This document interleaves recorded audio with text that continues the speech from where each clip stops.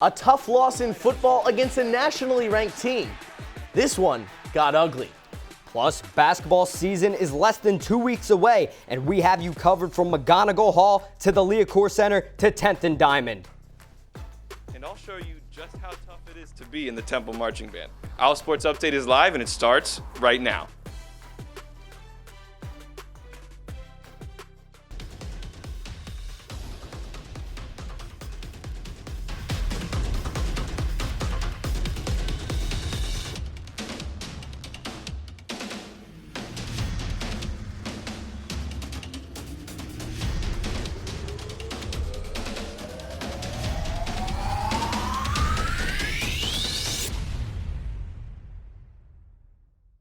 Hello, Owl fans, and welcome to the latest edition of OwlSports Update. Alongside my co-anchor and my good friend, JJ Mahowski, I'm Adam Cronally. A huge week for the Owls, including a couple of crucial wins by the men's soccer team and a preview of the basketball seasons. But first, Adam, we'll fly over to the gridiron.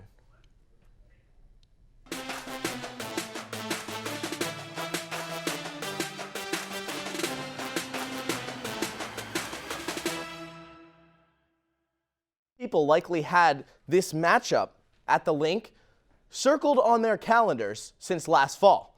UCF might not be the undefeated dominators of the AAC as most people believe they would be, but the primetime game still has importance on the gridiron. Both UCF and Temple enter 5-2 overall and 2-1 in conference play, tied for second place in the AAC. The Owls have forgotten about the loss in SMU, or have at least tried, and have turned their attention to going 1-0 this Saturday against the Knights. A win here would keep the team in the running for the Conference East Division title. Yeah, I say it every week, we got the 24-hour rule, whether it's a win or a loss, 24 hours to either enjoy it or to make the corrections, and then once 24 hours is up, it's on to the next week. So we had that 24 hours, watched the film, got to make the corrections this week, but we're on to UCF this week. We treat it like any other game. We're going to focus on us and just make sure that we're going to be corrected and make sure that we have our right fundamentals. We're not really worried about them at all. Once we feel comfortable, like everybody plays like themselves. Like we're at home, people has the family in the stands, people see our fans in the stands. They don't want to disappoint a lot of people, so everybody will play up to their standard. Not thinking about a lot and just executing their job. UCF is having a down year by its standards with 2 losses on the season. Those 2 losses are actually one more than they had over the last 2 seasons combined. The Knights have finished ranked in the top 12 or better of the AP poll at the end of each season. They have also been carrying a strong bowl record since 2010, winning 4 of their 7 bowl games, highlighted by a thrilling 34-27 victory over Auburn in 2017. Who could forget about the self-proclaiming 2017 national champions? And even with those 2 losses to Pitt and Cincinnati earlier this season, the Golden Knights are coming into Philly off a convincing 41-28 win against ECU this past week. It's a big game for 2 teams still eyeing the East Division title and a possible national ranking.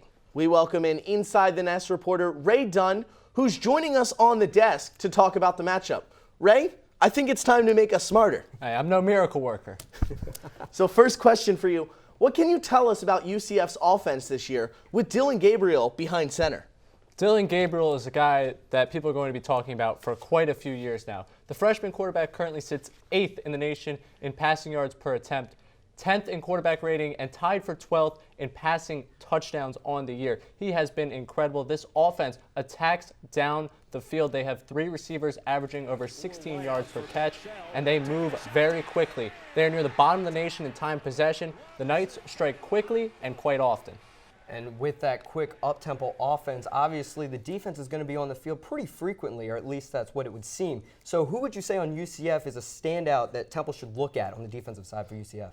You're going to want to keep your eyes on redshirt junior safety Richie Grant. He led the team in interceptions and tackles a year ago, and that included a 10-tackle, 1 interception performance against Temple in the Knights' 52-40 win over the Owls last year. Grant anchors this Knights secondary, which has held opposing passers to just under 5 yards per attempt this season, which is ranked 3rd in the nation.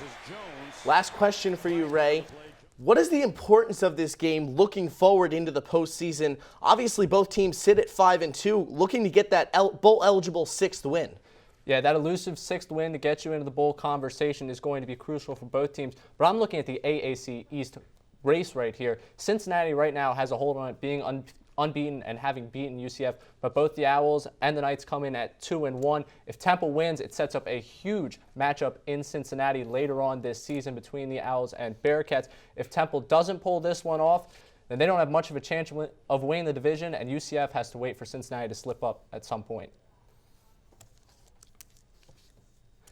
Now taking a look at this game, you're going to get a fast-paced, quick strike offense averaging 44.3 points per game in UCF. Now hot offenses have come to the link before in Memphis and Maryland, but the Owls have been able to contain them, only allowing 11.8 points per game at home. The Owls are looking to beat the Knights for the first time since 2016 in this matchup. Again, this one is at the link at 7 o'clock on Saturday. Reporting from the news desk, I'm Ray Dunn. Adam and JJ, back to you. Thanks, Ray. This weekend's game against UCF became that much more important after Temple's trip down to Dallas last weekend. Temple was 2-0 when facing ranked opponents heading into their game against SMU. However, both games earlier this season were at Lincoln Financial Field. This one got out of hand early. In the first quarter, it's SMU quarterback Shane Buechele connecting on the deep pass down the left side to Reggie Robertson Jr. for the score. The two of them were just getting started. SMU threatening again on the goal line, but they're faced with a fourth down. But just like we've seen before against ranked opponents, Temple's able to come up with the stop on the goal line. This creates a turnover on downs, and the tackle was made by Amir Tyler. Now back come Buechele again, though, however, with the ball in his hands. He's going deep, and he finds Robertson Jr. again beating the Temple secondary for the score. Robertson Jr. had 8 catches on the day. Temple trying to get something going here, and it's freshman standout Ray Davis in for the 1-yard score. Temple now down 17, but it's Russo finding Brandon Mack down the right side for 6. Mack led the team with 65 yards on 3 catches with this score. Certainly one of the better catches for the Owls on the day. The Owls try and keep it close. This keeper from Anthony Russo that you'll see right here pulls the Owls to within 10, but it wasn't enough. How about one more time? Buechele to Robertson Jr. It certainly seems to have a nice ring to it for the SMU Mustangs. SMU goes on to win this game by a final score of 45-21. A career day for SMU quarterback Shane Buechele. He threw for 457 yards and 6 touchdowns. 3 of those were to wide receiver Reggie Robertson Jr. Russo completed 18 of his 32 attempts with 2 touchdowns and no interceptions, which is a good sign that he did not turn over the football, but it wasn't enough to keep up with this explosive offense of SMU. It's time for our first break of this action-packed show, but don't touch that remote. New faces will join us in just a moment. Coming up, the men's soccer team is solidifying a trip to the AAC postseason tournament. I'm Luke Eli, and after the break, I'll explain how the men's basketball team feels about being picked to finish 7th in the American Athletic Conference this season. OwlSports Update will be right back. Welcome back to OwlSports Update. The men's soccer team was back in action on Friday night, taking on USF at the Temple Sports Complex. 32nd minute of play, and the Owls have a corner kick. Crashing the net, it's Esteban Suarez getting the pass. He puts it away for his first career goal. His parents flew in for the game and shared a special moment with their son. Now in the 61st minute, and it's Sean Karani in the open field. It might not be winter yet, but he puts the defense on skates to give Temple a 2-0 lead. Karani scores again before the end of this one, leading Temple to a 3-1 victory, and a great memory for Suarez. I was waiting for this moment, and all the factors were very important. Having my parents here, scoring the first goal, also keeping this momentum that we're having with the team. So I think it was emotional, but also important for the team. Carry over for the Owls into their matchup against Louisville. First, it's Pierre Cayette with the header off the corner kick. Owls up 1-0. After the Cardinals tied it up in the 75th minute, Mika Bourget completes the pass into the box here. Lucas Fernandez uses the noggin and puts the ball away to seal the deal for the Owls. Temple wins its final non-conference game of 2019 and improves its record to 6-6-1 overall. Senior Simone Lefebvre locked down AAC Goalkeeper of the Week for the first time this season and the third of his collegiate career. It came after the huge win versus USF with 5 saves in that win. The 6'9" goalie has 31 saves in 2019 and leads the conference with a .97 goals against average. The Owls have won 3 straight and sit tied for third in the 8-team conference. Hoops, it's almost here. And while there is great anticipation for this upcoming season, thanks to the new era of Aaron McKee, the coaches around the AAC tournament aren't really impressed with the Owls, at least not on paper. Joining us live from the Leah Core Center is Luke Milai with more. Hey, Luke. Thanks, guys. Temple basketball is less than 2 weeks away from its season opener. The Owls will have 3 returning starters, 1 new coach, and some doubters they'll be looking to prove wrong following the results of the AAC preseason poll. You might think a team coming off a trip to the NCAA tournament, a team returning 3 starters, and a Philly icon moving in as a new head coach might leave a team with high expectations. But the AAC preseason coaches poll says differently, with the Owls predicted to finish 7th in the 12-team conference. What motivates me, it's an opinion-based type of thing. So we don't worry about that. We're short-sighted when it comes to those things. We got to go out and we got to do our job. And then we'll have if we don't do anything about it, then it's meaningless. Last season, the Owls were picked to finish 6th in the preseason coaches poll. They followed that up with a 13-5 conference record, good enough for 3rd in the AAC. This season, they were picked to finish 7th, even lower than last season. But the team's not letting the doubters get to them, and they're trying to put the poll behind them. All my individual goals are based on us winning. Yeah. So we win, and all my individual goals are achieved. 2 of the team's top players have been recognized as some of the best in the conference, with Quinton Rose making first team and Nate Pierre-Louis grabbing second team honors. Q and I preseason honors, that doesn't mean anything. Accolades don't mean anything. For a team that was in the bottom half of the conference in both blocks per game and points allowed under Fran Dumpty last season, defense is the main focus on the court for the Owls this year. So with an improvement on the defensive end, the Owls could also find themselves playing deep into March. Tip-off is scheduled for November 5th, right here on North Broad when Temple takes on Drexel. The Owls will have 2 home games followed by 2 on the road before heading down south to Florida for the Orlando Invitational. Reporting live from the Leah Core Center, I'm Luke Milai. Adam and JJ, back to you. Thanks so much, Luke. By the way, we've got the outtakes for you. This 5'9" freshman from New Jersey, Luke Milai, needed only 3 tries to nail that shot. Impeccable form, even with his back to the basket. That's good stuff right there, Adam. But back here in the studio, let's take a closer look at the Owls' upcoming schedule before they head down to the Orlando Invitational. As Luke mentioned, the first 4 games, the Owls will have 2 games at home at the Leah Core Center and then 2 on the road before that Invitational. And so far, the Owls will start their season with 2 home games. So it'll be at Drexel, Leah Core Center, followed by Morgan State. And then they'll hit the road for their first Big 5 game against one of their Big 5 rivals in LaSalle. And then they'll head out west and play USC.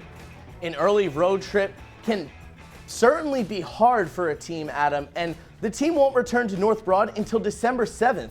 However, remember, they already know how to travel after their summer tour to the Bahamas. Yeah, and the Owls have 3 new captains in 2019. Leading the team behind Aaron McKee will be the senior Quinton Rose, dead center, followed by the 2 juniors along his sides, Nate Pierre-Louis and J.P. Mormon II. The captains were announced just before the team began practicing this season. Although the team lost a lot of leadership, Nate said before last year that this program has built a young, successful core that can go places. He specifically mentioned this junior class now, thanks to previous leadership coming from Shiz Alston Jr. specifically, he mentioned. Yeah, and speaking of Shiz Alston Jr., Shiz actually just signed a contract with the Delaware Bluecoats, which is the 76ers G League affiliate.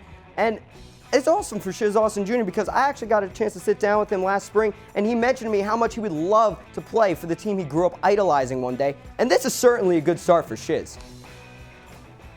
It isn't just the men's team that can gain attention in the national spotlight in 2019. Mia Davis will lead the women's squad this season. Joining us at the Plasma with more is Sage Hurley. Hey, Sage. Thanks, guys. Just as the men will look towards Quinton Rose, J.P. Mormon, and Nate Pierre-Louis, the women's team will rely on junior Mia Davis to lead them to success. When it comes to Temple women's basketball, one name should stand out: Mia Davis.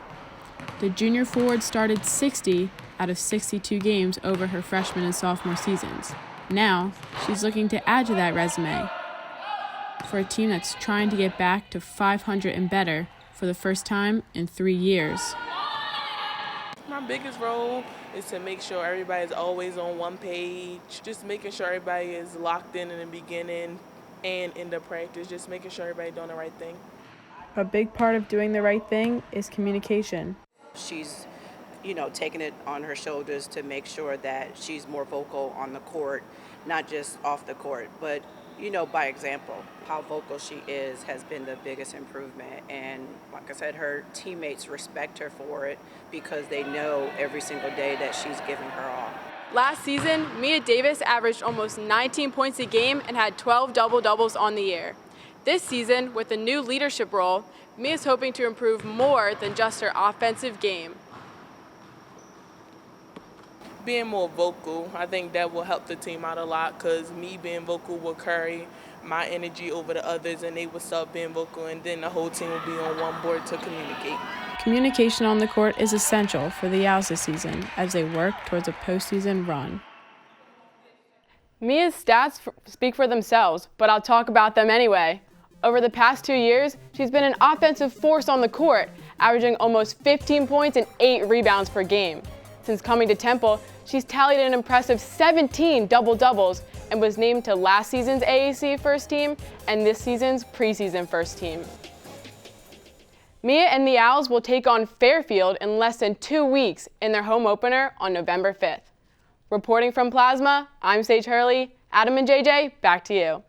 Thanks so much, Sage. It's time for our next break, but don't go anywhere. We'll find out how volleyball fared against 2 conference opponents this past week. And sticking with volleyball, get your lays on and grass skirts ready. The hula is making its way up from Hawaii to North Broad. We'll be back in 90. Welcome back to OwlSports Update. The volleyball team has fallen in its ranks after this past weekend's play, losing to SMU on Friday and the Memphis Tigers on Sunday. The Owls' record has suffered significantly since starting 9-0. They currently sit at 10-9 overall and 1-7 in conference play. Being 5,000 miles away from home can certainly be a tough adjustment. Luckily, the state of Hawaii is represented by 3 players on the volleyball team who are bringing paradise to North Broad. OwlSports Update's Courtney Murphy said aloha while catching up with Temple's Hawaiian trio. Hawaii, a popular tourist destination for many, but for 3 players on the volleyball team, it's home. Avery Salvador, Zariah Salanoa, and Nikki Saito all came to Temple different years, but they quickly bonded over their shared customs and roots from the Aloha state. It's really nice to have Raya, know what it's like and know what it feels like to feel homesick. At home, I'd be like, hi, uncle, hi, auntie, even if we're not related. And I just kissed him on the cheek, and I did that to my teammates' parents, who's from North Carolina, and they were like, what's going on? Here on Broad Street, the main stretch through Philadelphia, cars honking, high rises, and people with different attitudes is the culture shock these players received when they came to Temple. But behind these doors, they felt right at home, building a new connection and forming their own sisterhood. Whenever we're on trips or anything, everybody sees us together and they're like, oh, look at the Hawaiians, they're together. The girls embraced their connection on and off the court, cooking dinners, using their native lingo, and keeping the importance of family in their relationship. Sometimes when we're speaking at our teammates are like, what are you saying? And we're like, you wouldn't get it. It really helps us being so far away from home, and they're like a home away from home for us. The Owls will continue to grow with their Hawaiian sisterhood as another state native prepares to start on Temple's team next year. Reporting from McGonigal Hall, I'm Courtney Murphy, OwlSports Update. Temple Volleyball enjoys celebrating the diversity and culture of the team. The next match is being celebrated as Hawaiian Night this Friday. All students in attendance can cop themselves a Hawaii-themed bucket hat as the Owls take on Tulsa at McGonigal Hall. Our backs are to the wall, and it's time for our final break of the day. But don't go away. Yeah, when you think about Temple football, JJ, you think about the players and the coaches, right? But what about the band? OwlSports Update's Trey Petrarca caught up with the Diamond Band to learn more about the process. OwlSports Update will be right back. Welcome back to OwlSports Update. The Temple University Diamond Band has been featured in movies such as The Wolf of Wall Street and the 2014 remake of Annie, along with local newscasts. But on Sunday, 8 students had the once-in-a-lifetime experience to appear on The Jimmy Fallon Show and perform with Young Thug in primetime entertainment on NBC. Since 1925, the Temple Marching Band has been an integral part of Temple athletics, with performances including performances at the Link and late-night shows. It takes a special type of musician and student to succeed in the Temple Diamond Marching Band. OwlSports Update's Trey Petrarca has more. The pride of the cherry and the white. From playing in front of thousands every weekend to playing in front of millions on late night. But this is not for everyone. We practice 3 times a week, and then games on weekends take up pretty much the whole day. So when you have a big course load, like the kids that have like 18 plus credits, sometimes it can be a lot to manage, but it's absolutely worth it. Not only are these students put to the test every week in class, but their band time is pretty time consuming. 6 hours of practice each week and games on weekends, where they're expected to show up 6 hours before kickoff. Learning my music and memorizing music is a skill that I've worked on over the years. It's hard, and all the freshmen coming in, that's a skill that we teach them how to do, is how to memorize music and memorize drill, because our turnover, we do different shows every week. There's not a great football program out there that does not have a great marching band. Good first half. Good first half. The football team succeeds on the field thanks, in part, to the help of the marching band. But it's not always the game results that define their success. I like for everyone to see the band and just enjoy themselves. I tell the students a lot of times I don't watch what they do whenever they're performing. I watch other people. I watch the audience. And I love seeing, out the tailgates when we're right there in front of everybody and just all the smiles on people's faces. It's like that means the world to me. From Geezy Field, I'm Trey Petrarca for OwlSports Update. Looking back at last week's Twitter poll now, the results showed that our followers liked the 2 quarterback tandem with Russo and Centeio, and they think it's being the best offense going forward.